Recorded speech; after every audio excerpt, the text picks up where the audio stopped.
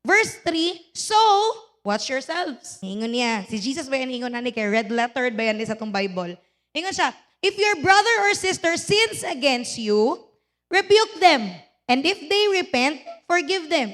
Even if they sin against you 7 times in a day, and 7 times come back to you saying, I repent, you must forgive them. Pag naa daw makasala sa imuha, kapito sa isa ka adlaw, unya kapito po siya ni dool sa imuha, naghinulusol, nangagpasaylo, pasaylo siya, kita lahi man. Isa ka na lang yun ha. Pero ingon ng word every day. Kung kapito siya nakasala, kapito siya ni dool, kapito po ka mo pasaylo.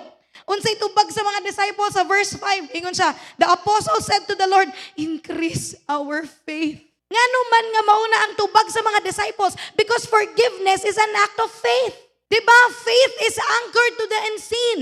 Hebrews 11:1.